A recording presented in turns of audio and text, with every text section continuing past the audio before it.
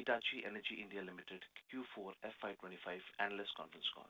As a reminder, all participant lines will be in the listen-only mode, and there will be an opportunity for you to ask questions after the presentation concludes. Should you need assistance during the conference call, please signal an operator by pressing star, then zero on your touch-tone phone. Please note that this conference is being recorded. I now hand the conference over to Mr. N. Venu, MD and CEO, Hitachi Energy India Limited. Thank you, and over to you, Mr. Venu. Thank you very much. Good afternoon, everyone. Thank you for joining us for the analyst conference call. I hope you're all doing well. And yesterday, as you know, we announced our results for the Q4 and the full year 24-25. And in the next 20 minutes or so, I will take you through our performance during the period ending March 31st, 2025. And we have uploaded the slide deck. For your convenience, I will read out the slide numbers. I have with me today our CFO, Ajay Singh, our General Counsel and Company Secretary, Mr. Poovanna Ammatanda, and our Head of Communication, Ms. Manashwi Banerjee. As always, you can follow the presentation and the webcast or by downloading it from the stock exchange. I will mention the, as I said, slide numbers as we proceed. At the onset of the fiscal year, our focus remained on balancing the operational complexity and efficiency to preserve Hitachi Energy India's growth momentum. And I'm happy to inform you that we have sustained growth momentum and recorded highest ever order backlog of 19,245 crores at the year end, 31st March 2025. Our strategic approach and adaptability to the rapidly changing, global economic landscape has helped us to sustain growth momentum through the financial year. And FY2024-2025 was a special year for us as the company also celebrated its presence of 75 years in India. At the fag end of 24-25, we initiated and closed our first qualified institutional placement QIP, which I will discuss later. As we step into the new financial year, a more robust, comprehensive, and collaborative approach is required to realize the sustainable growth for the company in the future. This aligns with our parent company, Hitachi's vision of transforming the group into true one Hitachi. With this, you will see more synergy and collaboration among the group companies. It will enable us to provide the highest value to our discerning customers and partners by offering an expansive portfolio under one Hitachi. So if I move to the slide number 3, which is our license to operate, safety, integrity, and quality constitute our license to operate, and we never look the other way when we have to deal with this. These are the key fundamentals of our business practices and operations. Our focus on safety has helped to minimize the risk of harm and equipped us to address any untoward incidents effectively. And our continued efforts towards strengthening our safety practices have helped us reduce the frequency of injuries over the years. FY2024-25, we saw a decline of 18% of such incidents compared to the last year. With safety woven into our operational fabric, in March 2025, we celebrated the 54th National Safety Week across our offices and factories. The celebration included a mix of exciting employee activities, including emergency response training, safety drills, engaging employees across our project sites, factories, and offices. It is noteworthy to mention that our discerning customers have acknowledged our constant endeavor towards safety. During the quarter, we received several appreciations, letters, and awards for safety from our customers from different sectors: industry, renewability, utility, data centers, etc. Moving to the slide number 4, this is also a very important slide for us at Hitachi Energy. Our commitment to environmental conservation is well defined and a clear KPI for our business leaders. The company's business strategy encompasses conserving the environmental and minimizing the impact of its business on the planet. We strictly adhere to a responsible approach in delivering our solutions to propagate our purpose of advancing a sustainable energy future for all. For 24-25, we have taken indefinite measures that align with our 2030 sustainability goals. retrofits to optimize energy usage, transitioning to energy-efficient technologies, along with operational discipline, have helped us to reduce energy consumption by 6% reduction in total energy consumption per every crore revenue. We have also installed 10 rainwater recharge wells at the company's manufacturing facilities in Maneja, Halol, which have helped to reduce freshwater usage by 4%. And by following sustainable solutions for hazardous waste disposal through recycling of waste and considerably reducing total waste disposed through incineration and landfill, we have ensured a 17% reduction in our overall waste disposal. On the climate front, we have added 1240 kilowatt rooftop solar energy to our existing 291 kilowatt capability, and we maintain 100% fossil-free electricity across all units. Moving to the slide number 5, our focused strategic approach coupled with our strict adaptability to the ever-evolving global economic landscape has empowered us to maintain our growth momentum. In the quarter under review, we achieved 56% year-on-year order growth amounting to 2,190.9 crore, led by energy transition and also due to the industry cyclical nature. Revenue is also up by 13% year-on-year to 1,921 crores for the quarter, based on a solid order execution and focus on continuous improvement in overall operational efficiency. On a strong execution and a better product mix, profit before tax and profit after tax were up by 62.1% year-on-year at 246 crores and 61.8% year-on-year to at 183.9 crores respectively. The orders we received this quarter followed from multiple segments, wherein transmission and renewable led the charge, retaining the focus on modernizing the grid to ensure a reliable supply of clean electricity across the length and breadth of the country, followed by orders from industry and the rail and metro segment. Some of the notable orders include the first made in India variable shunt reactor for the national transmission utility, a large STATCOM order, 220-33 kV AIS substation for 700 megawatt wind farm, automation of 5 substation and 128 traction transformer for railway, to mention a few. At the end of March 31st, 2025, our order backlog stood at 19,245.9 crores, providing revenue visibility for several quarters going back. If I move to the slide number 6, our focus on continuous effort towards improving the overall operational efficiency has helped us maintain sustainable growth across parameters throughout the year. The same is quite visible in our performance of FY2024-2025, which surpasses last year, that is 23-24, in all parameters. For the full year, orders reached a record of 18,173.8 crores, as you can see from the slide, up by 228%, while revenue stood at 6,475.4 crores, up by 23%. Both PBT and PAT also significantly up by 133%, and our EBITDA margin has improved by 250 basis points compared to the last year.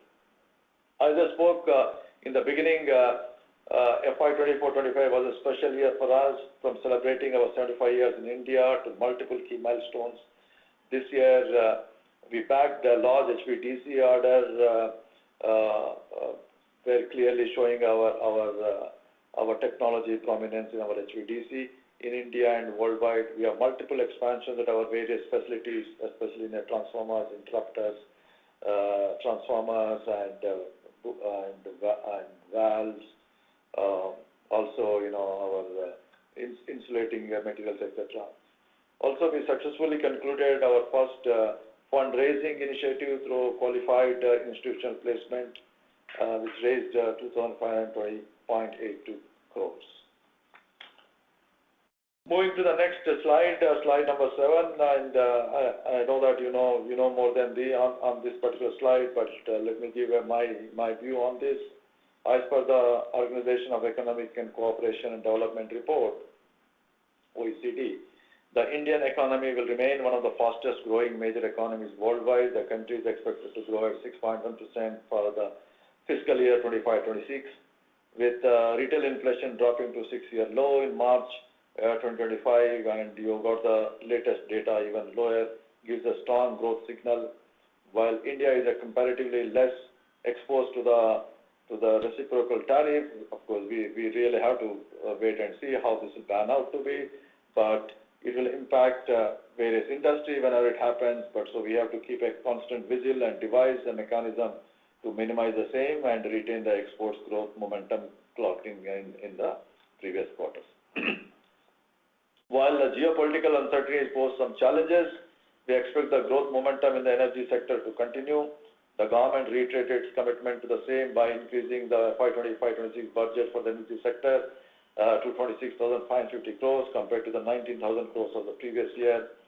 With India moving fast to meet its commitment of renewable energy installed capacity, the interstate transmission system expects close to a 1 lakh crore investment over the next 2 financial years. Furthermore, the flow of more foreign direct investments, growing investment in the Indian data centers for the next couple of years, and modernization of Indian railways will add more steam to the energy sector's growth engine.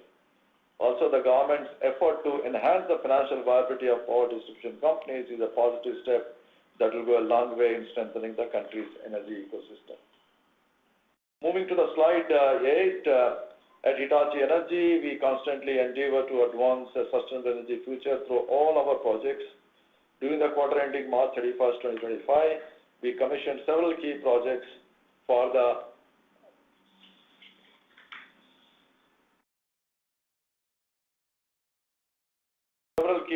key projects such as renewable transmission industry segments, and I would like to highlight a few of them. We commissioned 400 kVA substation for 500 megawatt solar Badhi-Sith project in Rajasthan, 2 transmission projects, one for establishing 220 kV, 33 kV, 130 kV substations for development of ISPs work in Madhya Pradesh. The second one is in Bhutan, for which we provided 60 kV GIS, 33 kV GIS, etc. And the last one, we also commissioned a 220 kV GIS project in Bangalore for a leading battery manufacturing company in that. If I go to the next slide, in the quarter of January-March 2020, we have several impressive achievements. We tested our first VSR, that is a variable shunt reactor, that was designed and manufactured at the power transformer factory with our focus on enhancing the overall efficiency. We have some significant extension and expansions, a bay extension of press board and insulation kit manufacturing at our Mysore facility. As you know, we are in an expansion free as and when a particular expansion is complete, so then when we are opening it out to that. And we also had a warehouse expansion at the power quality factory in the Dabalapur, Bangalore, to help streamline inventories and exports, etc. We value our partners and customers to further strengthen our relationship and exchange ideas on the latest industry trends and development. The company has conducted several technical training sessions and factory visits for them.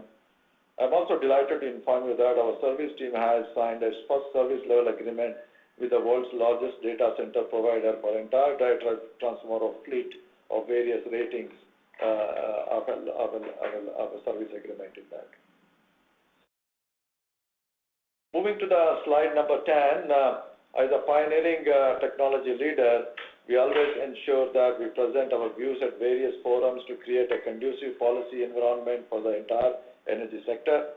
This quarter, we also made our presence felt at key industry events and exhibitions such as India Energy Week, the Karnataka Global Investors Meet, Electroma, etc. in that.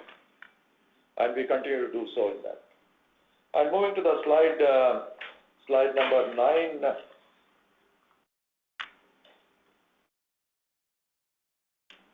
Slide number 11.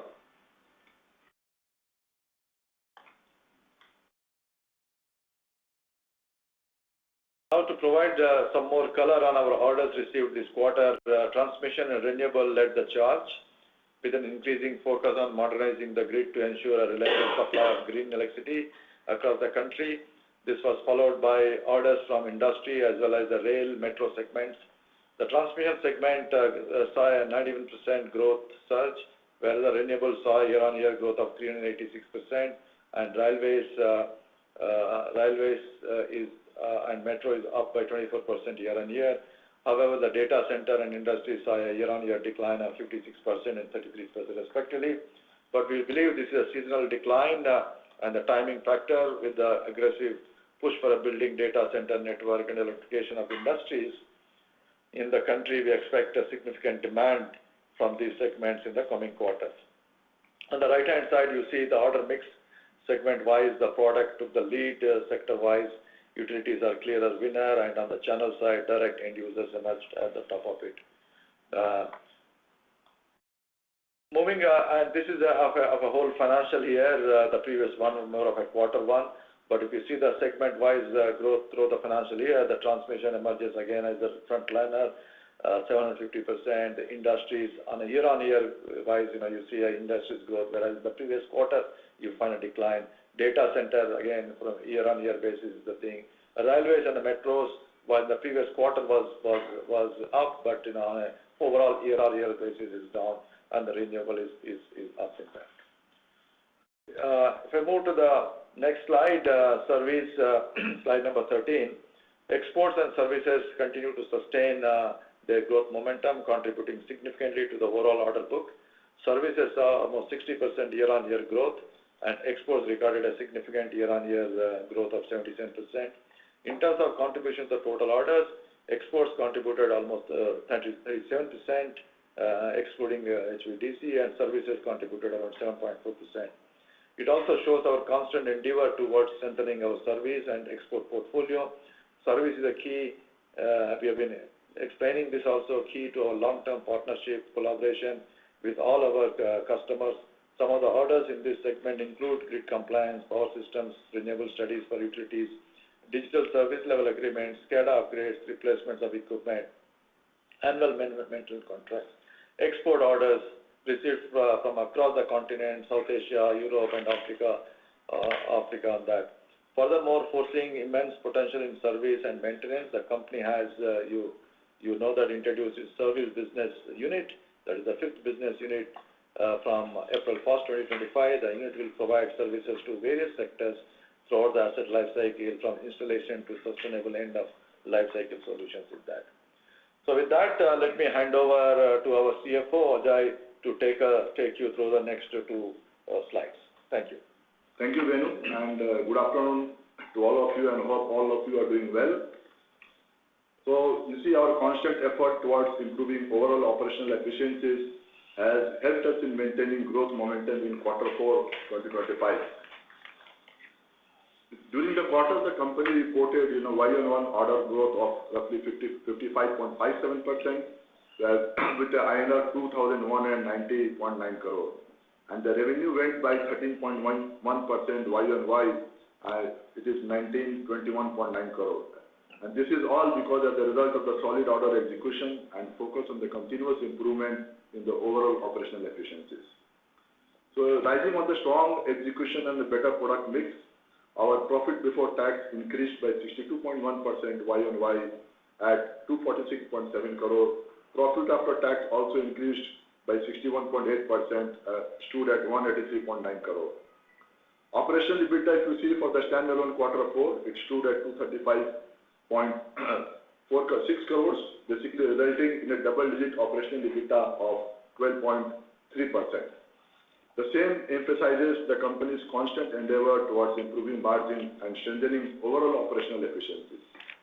As we close March 31st, 2025, the order backlog stood at 19,245 crores, and this provides the visibility of the upcoming quarters. If you go into the next slide, and here I would like to basically share more details about the quarterly performance. And if you see, the total income is 19,921.9 crores. This includes exchange gain of 19.9 crores. Our material cost is 61.6%. The personal expenses are 7.5%. Other expenses basically is 16.6%. Depreciation is 1.2%. Finance cost, if you see, 0.3%. It has come down. As of now, we are not having any short-term borrowings at the company level, and that all these efforts really helped our profit before tax to be 12.8% and PAT at 9.6%. Little bit of a, if you go extreme right and see on the year-end numbers, compared to the last year to this year, if you see our revenues stood at 6,442 crores and roughly 22-23% growth compared to the last year. And our margin, if you see profit before tax, is 8% compared to last year, 4.2%, and PAT at 6% compared to 3.1%. So I will say overall, the overall performance, in my view, was pretty good in this particular quarter and in the year. Over to you, Venu. Thank you very much, Ajay. And if I go to the last slide, before I hand over back to the operator for the Q&A. As we close the final quarter of fiscal year 24-25 and step into the new financial year, our focus remains on carrying the growth momentum into FY2025-26.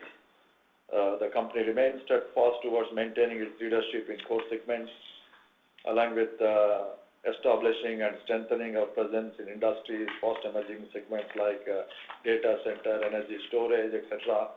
We continue to accentuate our export capabilities and digital prowess to accelerate our growth further.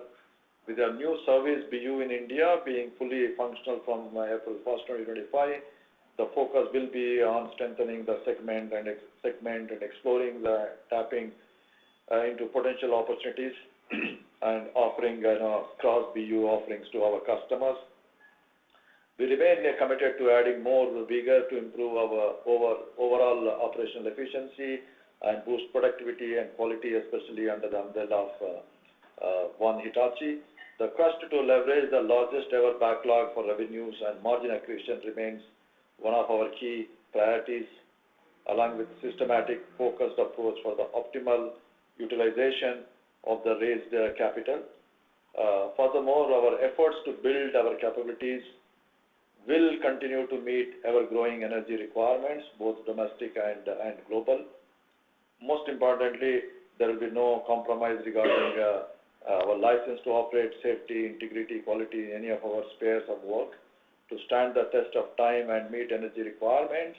Today and in the future, we'll continue to reskill, upskill our entire employee workforce, and we continue to build capacities, not only our factories, our project sites, also for our engineering capabilities, but also our future talent required for our growth. So with this, I close my presentation and request the operator to open the channel for the questions. Thank you very much. Thank you. We will now begin the question and answer session. Anyone who wishes to ask a question may press star and 1 on a touch-tone telephone. If you wish to remove yourself from the question queue, you may press star and 2. Participants are requested to use handsets while asking a question. Ladies and gentlemen, we'll wait for a moment while the question queue assembles. The first question comes from the line of Mohit Kumar with ICICI Securities. Please go ahead. Yeah, good afternoon, sir.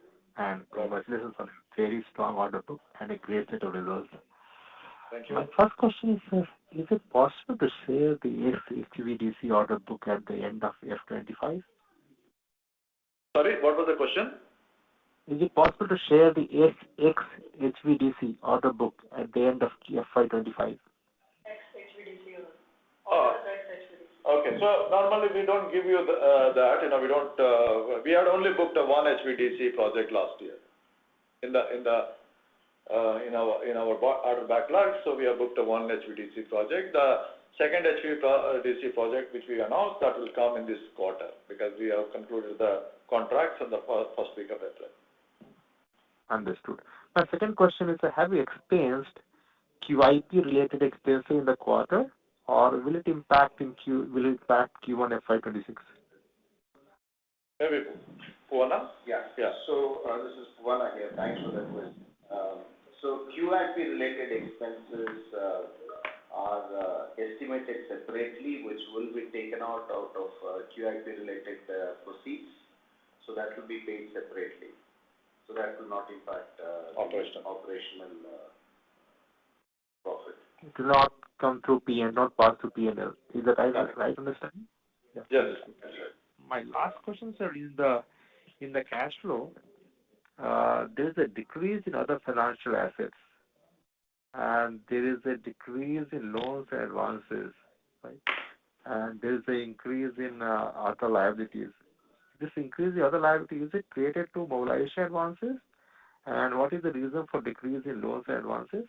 Maybe Ajay, will you take this question, Ajay? So, increase in other liabilities, basically it is from the advance collections that we have got, no? So, that is what mostly it is because of advance collections that we are getting.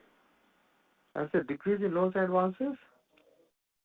Decrease in loans, let's say earlier we are having a short-term borrowing, so as I told you in the beginning, so we are not having any short-term borrowings right now. We are a debt-free since when? Since last quarter? Yeah. Understood, sir. Thank you, and all the best, sir. Thank you. Thank you. Next question comes from the line of Umesh Raut with Nomura India. Please go ahead. Hi, sir. Good morning. So my first question is pertaining to incremental opportunities on HVDC side. As we are hearing, there are 3 packages which are lined up, and especially one is on the VSC-based technology, which is Khavda South part. So any update over here, any indicative timeline by when you expect finalization of these orders? And subsequently, I also want to know how your execution would look like from the projects that you have won on the HVDC side in last 2 quarters. Yeah.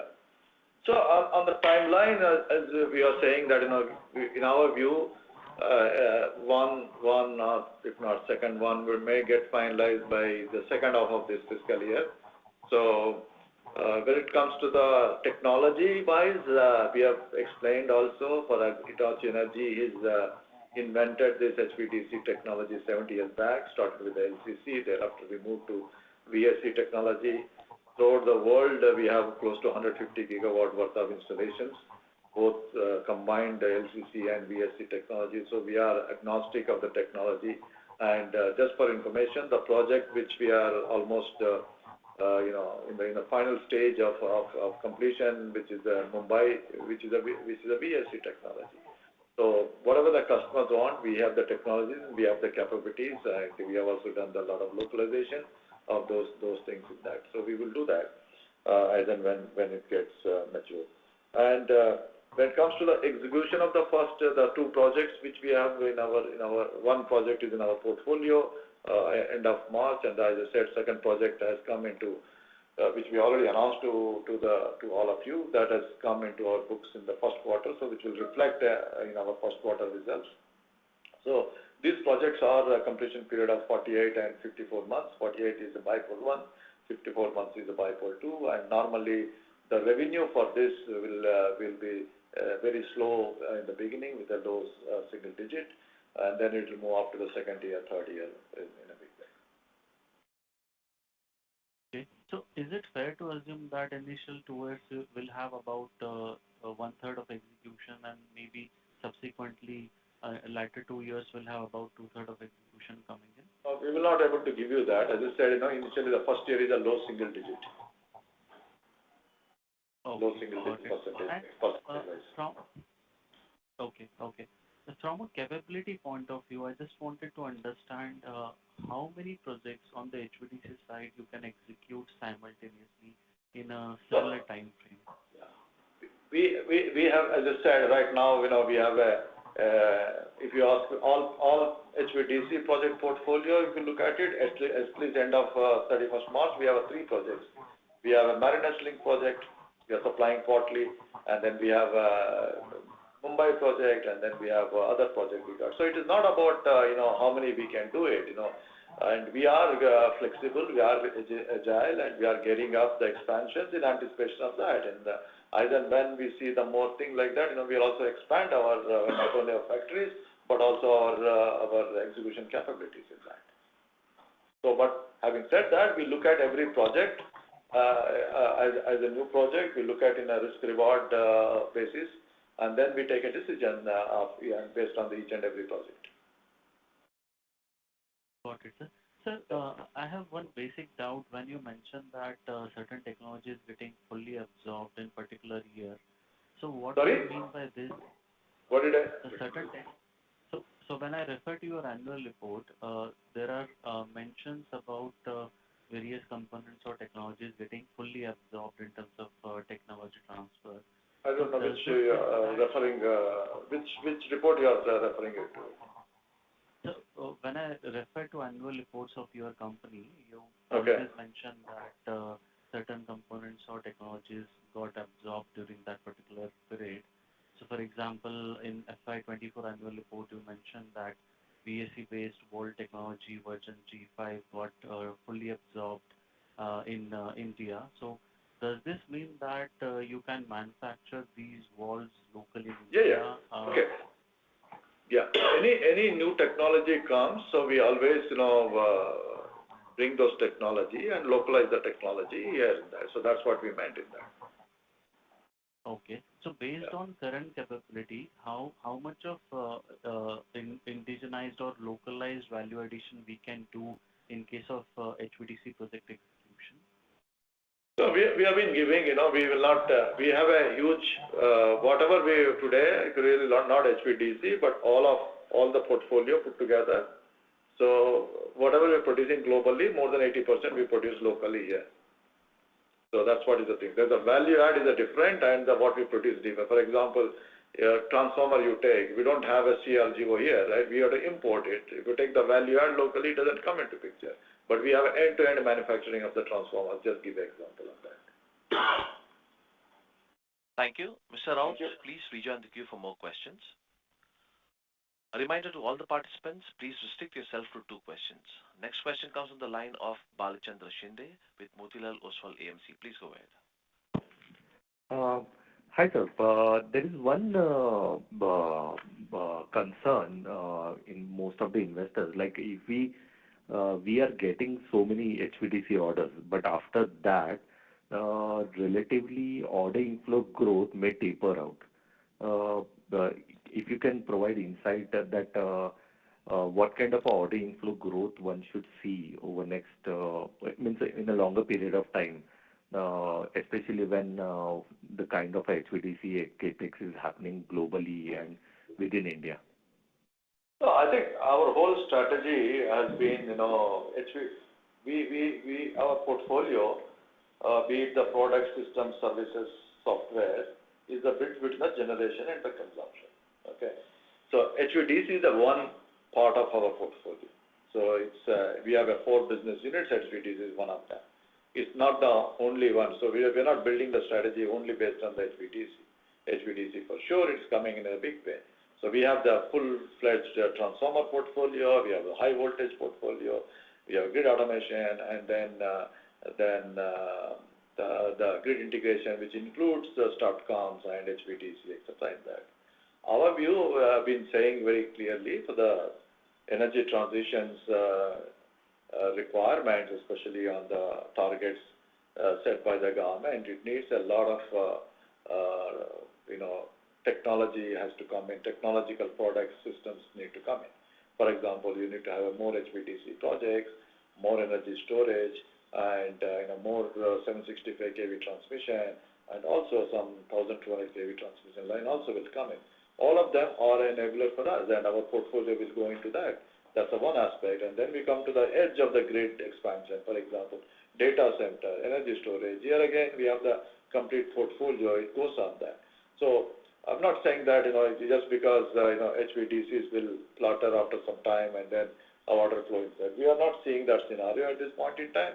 And we are looking at, short-term to medium-term basis, and we see that market is very robust. The tailwinds are supporting. That's the reason we are expanding it. We are expanding our manufacturing capabilities, capacities in all the 4 business units. Got it.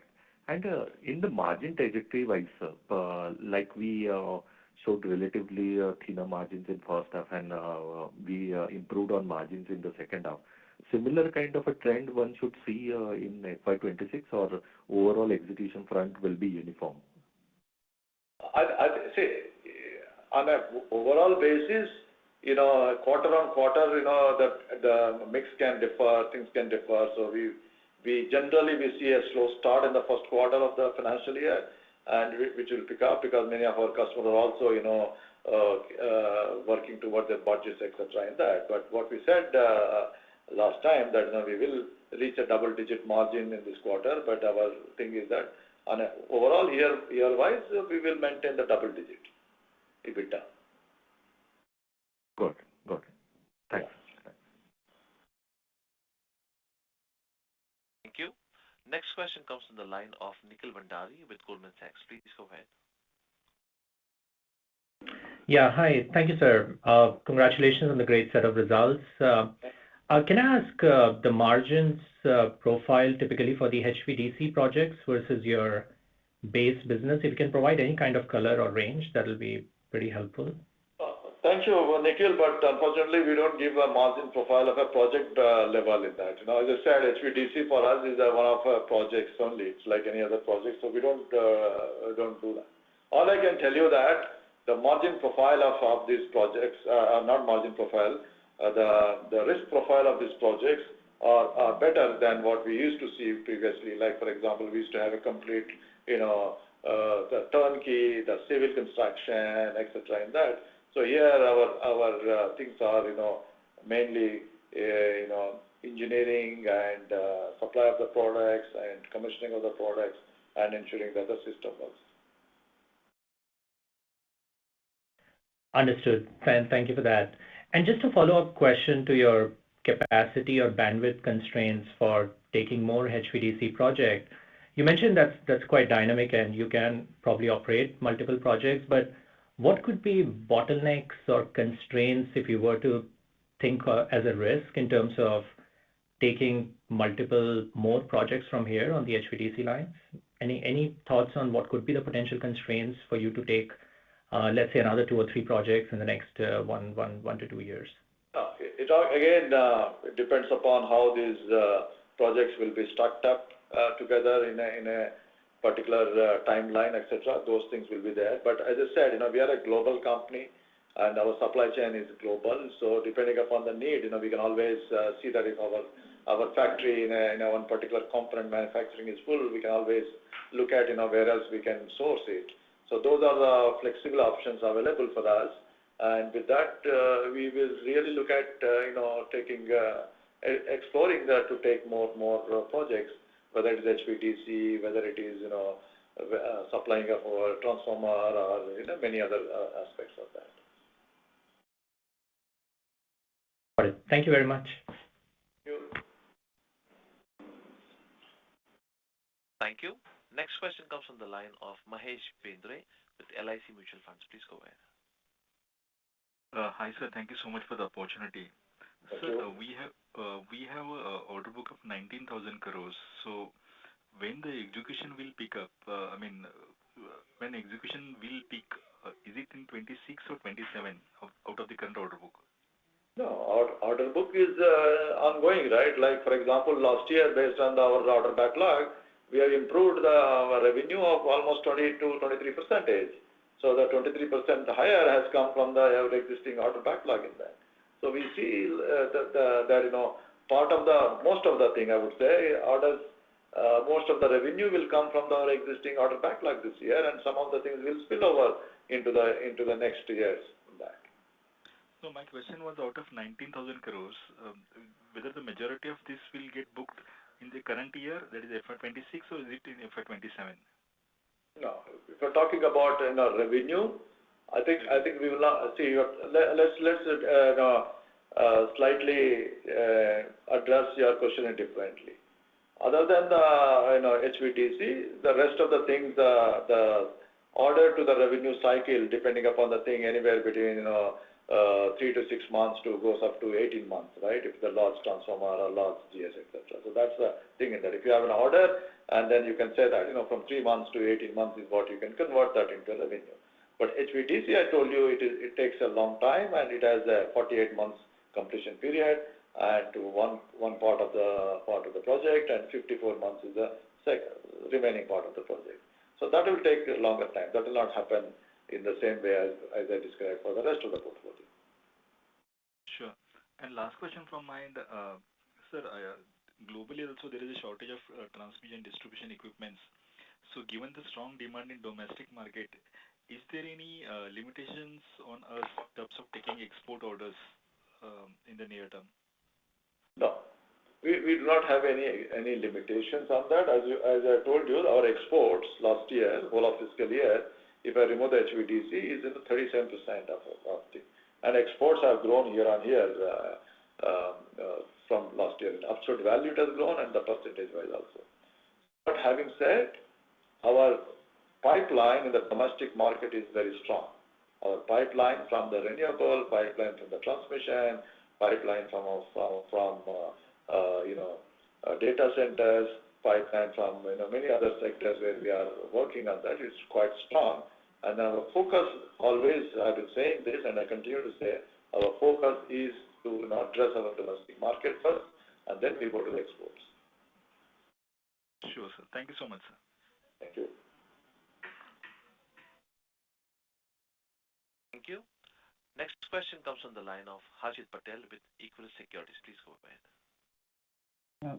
Thank you very much for the opportunity, sir. So my first question is on our capex. You have talked about investing close to 2,000 crores over next 4 to 5 years. When I see our FY25 capex, that number is close to 130 crores. So from here on, will we step up our capex to maybe 400, 500 crore per year kind of a level? Yeah, I think, go ahead, Ajay. Yeah, so thank you for the question.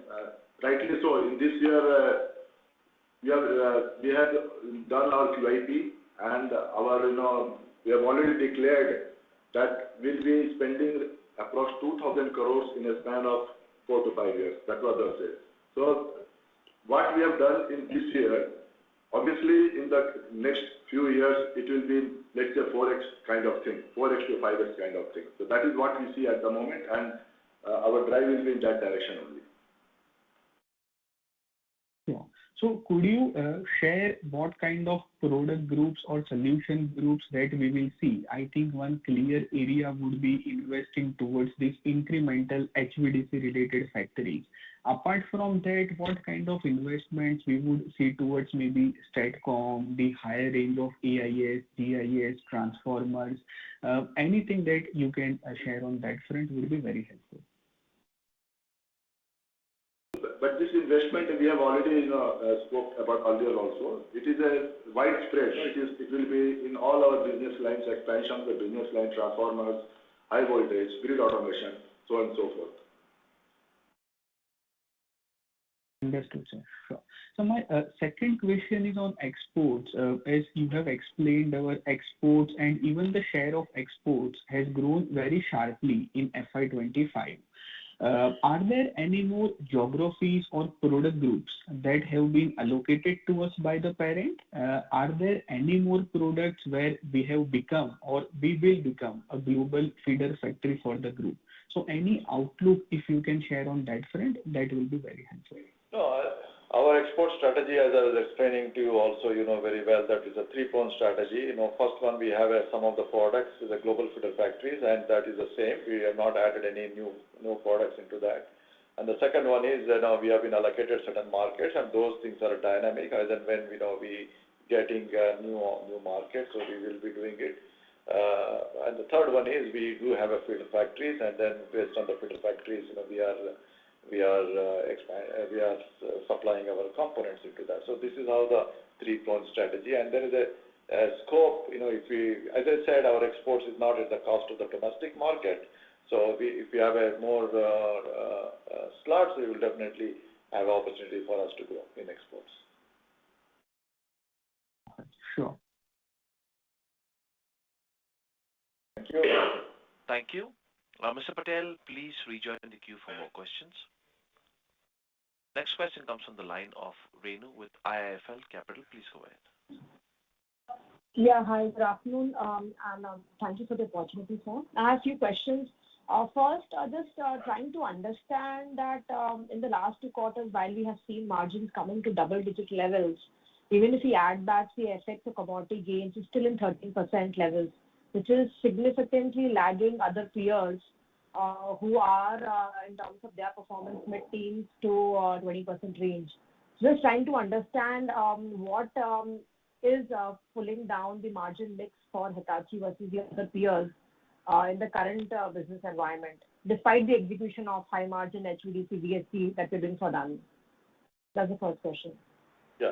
So thank you for your question, Renu. I think we have also done our own analysis of that, so I don't want to make a comparison with the competition, but our margins are coming in line with our strategy, and it's coming out. And we have been saying last 2 years, it's not that we take a dip in 1 year and then start doing that. That's not our strategy. Our strategy is a continuously, sustainably growing thing. That's exactly what we said. We have said 2 years back that we'll reach the double digit, and we have reached the double digit, and we said on a year-on-year basis we sustain this, and it will also probably will improve it going forward. Okay, so even if the market is giving opportunity, we may not be very excited to grab better profitability or profit from it. But we will also at the same time invest in our future. So we are whenever we are looking at it, we are not looking for a short-term gains. We are looking for a long-term.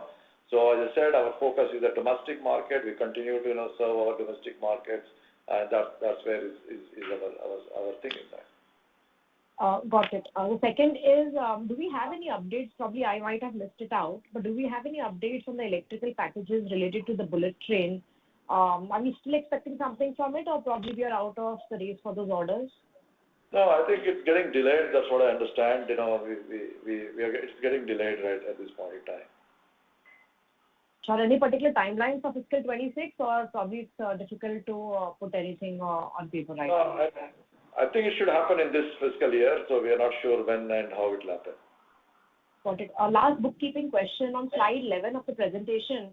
The segment mix numbers for the quarter seems to be backdated for fiscal 24 and 23 and not updated for 25. So can we have the updated revenue mix between utilities, mobility, and industry?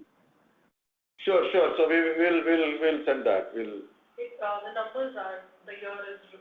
Okay, the numbers are correct? But the numbers are correct. Okay, the numbers are correct. Year is wrong. Okay. Okay, that's not updated. Thank you. Got it. Thank you and best wishes to you. Thank you. Thank you. Next question comes to the line of Ashwini Sharma with Emkay Global Financial Services Limited. Please go ahead. Hi, sir. Good afternoon. Thanks for the opportunity. So the first question, if you can, give us some idea on current tender pipeline X of HVDC. How is that shaping up? No, we don't normally give the value of the pipeline, but our pipeline is quite robust compared to what it was 1 year ago and 1 year now. And excluding HVDC, the pipeline is very robust. Okay. And the second question is that as we move towards execution of these HVDC orders, just wanted some idea on the working capital requirement. Is it different from the base orders, or any inputs on that? No, maybe our CFO they will also join. But as you know, these are quite a large HVDC, large projects, right? It needs we need to be ready to manage the working capital whenever it is required. Any particular part of the project cycle, that's where we are looking at it. Jay? Yeah, it is right, sir. Being a big project, initially when we start, it will start with a low working capital requirement, but once we pick up, maybe in the year 2, the working capital requirement will be more for sure. But for that, already we are all equipped and we are having a plan in place. Sure, sir. Thank you. Those were my questions. Thank you. Next question comes from the line of Bharat Shah with Ask Investment Managers Limited. Please go ahead. Congratulations on good outcomes. Thank you. But don't regard my question as a bit of a spoiled sport. I'm facie, of course, the performance is robust in financial terms. But I would say the size of the order book, strength of the opportunity, all are more in the external segment. It is external opportunity which is propelling us. But when I look at internals of the firm, the innards of the firm, some of those questions came from the earlier participants about the margins. In a business where demand is robust, we believe that we are technologically, in terms of quality of engineering, we have superior solutions. We also have a large business size. Therefore, in a business where gross margins are still at a very healthy 40% level, our operating profit margins are just over 6.5% in the year of 23-24, and just a little over 9% in the fiscal year 25. I am unable to understand why these are so poor. That means our internal costs are too high, or maybe our methods, processes, re-engineering, something, but prima facie, it doesn't add up. No, thank you for your question. Maybe I'll ask our CFO Ajay to talk. Yeah, thank you for the question. So, as you see, if you see our cost structure, if you see, you rightly mentioned, our gross margins are hovering around 38 to 40%. But the expenses also, if you see, compared to the last year, just compared to the last year, our personal expenses, for example, compared to the last year, came 9.6 to 8.5%. The other expenses also are hovering in the same line. The depreciation, finance was to us, it is all consistent. It is only with the kind of product mix and the future revenue growth that we are having, where coupled with export and service will be whatever we are committing and whatever we are delivering will be moving in that direction. No, but I would say, Mr. Venu, this is not a finance question. I would say this is a business question. He answered about depreciation and finance costs, but they sit after the operating margins, not before. I think let me probably, as I said, that's why I said, when I told you, Ajay will add, and then I am also going to top it up on that. So, Mr. Shah, what we are looking at it, I've been also telling you consistently, we are not looking like, I don't want to make any comparison here. There are the companies who compare, they're also making losses in the 2-3 years. We are a consistent company, wanted to build a company in a very long-term sustainable growth, both growth into the top line, growth into the bottom line in that. Some of the projects we look forward, big projects, we need to start working on those things, much ahead of the things which may also probably incur the cost. All those things will be also required, in addition to the technology, which is very important. One of the reasons why we are here, we are able to compete and beat others and get the orders is because we are doing a lot of localization and bringing the technology and localization. All those things will pay at one point in time. But right now, as I said, we are in line with our strategy. We are not moving. We are told 2 years back, we enter double-digit margin, we grow higher than the market, and we expand our things into geographical thing as well as high growth segment. We are on our say-do ratio. You see here what we are saying, we are doing it. Thank you. Mr. Shah, please rejoin the queue for more questions. Next question comes from the line of Amit Agicha with HG Hawa. Please go ahead. Thank you for the opportunity. Am I audible, sir? Yes. Sir, what is the growth outlook in data center and how are you positioned versus peers? Data center is one of our key growth segment, and we call it the high growth segment, and we are very well positioned. We have a strategic approach on that. We do a lot of long-term deals with some of the hyperscales, both global hyperscale, local hyperscales. We have a multi-year projects in that. So that's why we are very one out of the 3 data centers today is powered through our grid integration solutions in that. So we are well established. We are establishing. We are driving even more to offer our products and portfolio in that. Question was what is the addressable market size for services in India and how is the new business unit expected to scale in 26-27? So this is also we have been telling previously. Our addressable market. So we have a 60,000 crores worth of install base in India since last 25 years. We have been doing it, right? And we saw that our addressable market, our potential orders, not addressable market. This whole 60,000 crores is addressable market, but everything will not come as a market, right? We said we have a potential future addressable market is in the range of 2,000 crores per year. Okay, our orders are in the ballpark, in the plus minus in that range, and that's what we are looking at it in that. Right now we are on 500-600 crores of our orders. So our plan is to take it over a period of time, 2,000 crores orders. It will not happen overnight, but it will take 3 to 4 years. So we are productizationing.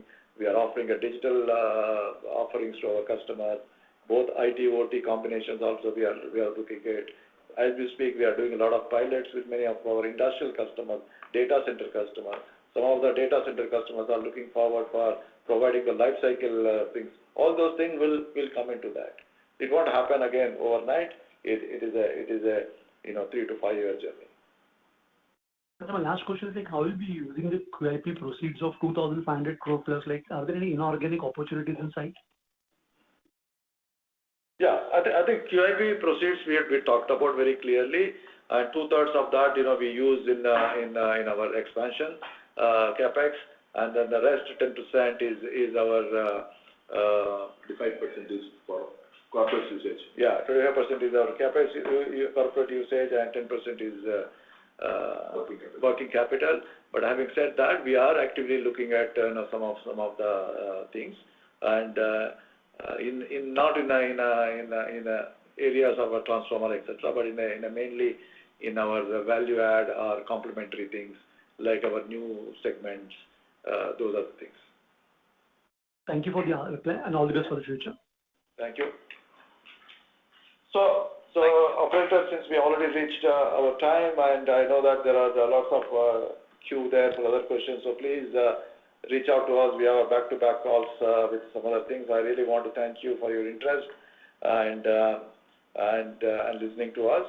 So if you need any further information, so please reach out to us anytime. Happy to engage and provide the answers to you. Thank you very much, and looking forward to talking to you soon. Thank you. Thank you. Thank you. On behalf of Hitachi Energy India Limited, that concludes this conference. Thank you for joining us. You may now disconnect your line.